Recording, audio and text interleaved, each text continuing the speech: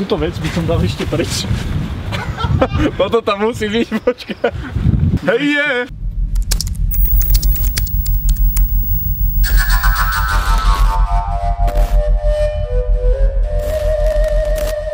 Tri, štyri. Servus! Drbo. Vítaj Črevo, a.k.a. Červo. Čaute všetci. Na úvod sa nám prosím ťa predstav, lebo podľa mňa nikto netuší, že kto si. Celým menom možno Tomáš Černík, a.k.a. Červo. Črevo. Som streamer na Twitch TV, takže hrám sa hry. V podstate hrám sa hru, komentujem ju. Snažím sa to podať zábavne tým divákom, ktorí to sledujú.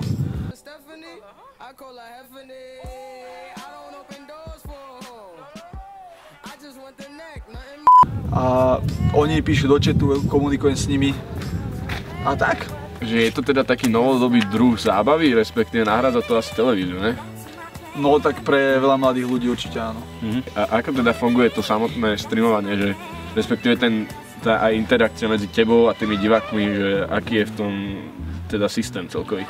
Píšu do chatu pod svojimi nickmi, komunikujem s nimi, alebo pošle donate. Vysvetlíme, čo je to ten donate, lebo donate. Možno... Je to proste vec, že človek ti dá peniaze, hej, zasponzoruje ma, pretože to, ja z toho nemám nič, pokiaľ mi niečo ľudia nedajú, hej. Jasne. Začal som to robiť pre zábavu, robím to pre zábavu. Možno z toho raz niečo bude väčšie, ale určite s tým nejdem do toho, že budem mať peniaze. Kto si neváži málo, nikdy nebude mať veľa, chápeš?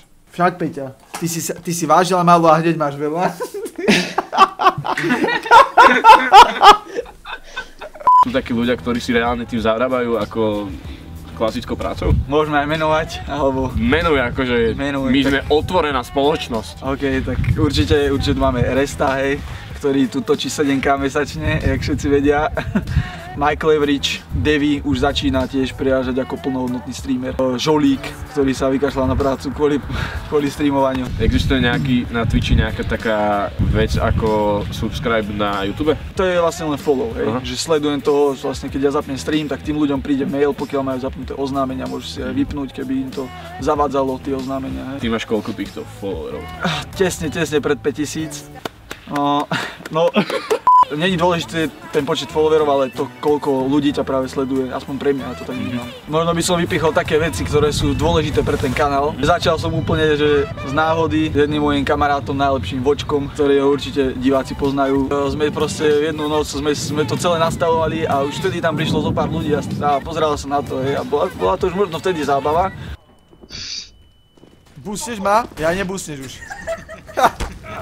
Boostneš ma a on tam mŕtvý leží. Prišlo stále viac a viac ľudí a dneska chodí tak 30-40 ľudí online, čo je pre mňa je to veľké číslo, lebo keď sa to percentuálne vezme k followovom, tak je to dobré číslo. Strop videnie a strop donatu. Strop videnie a strop donatu, tvoj. Iný režisér, to je skutočné.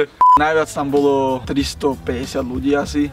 Inak toto číslo, podľa mňa, je viac než niektoré televízie.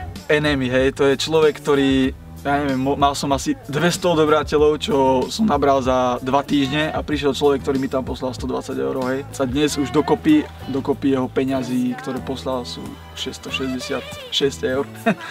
Som počul, že máš rád hororovky. Tu ma Zedňovi rozprával, že to sú tvoje také obľúbené hry, ktoré tvoji diváci ti veľmi akože predierajú do tvojho kontentu. Prosím! Ja hrám hororovku, mami. Prosím, poď sem. Poď sem, sa bojím. Je to dosť psychicky náročné pre mňa, neviem, proste tie lakačky sú tam naozaj v niektorých hororových hrách strašné. It's been a long day without you, my friend. Čo chceš odkázať slovenskému internetu a dôchodcom na Slovensku? Dôchodcovia, nepíte pivo, ale pálenku. Každý deň jeden štamper jasne pôjde. Podporujte ľudí, ktorí sa snažia byť kvalitní, robiť kvalitnú tvorbu a nie len sa hnať za nejakým davom. Určite hľadáte aj nejakých ľudí, ktorí majú perspektívu. What is this? Priatelia, toto bol Červo. Dobre som to povedal na prvýkrát. My sa s vami lúčime, vidíme sa o 2 týždne, máme pre vás prichystaného úžasného hostia. Ja druhýkrát. Servus!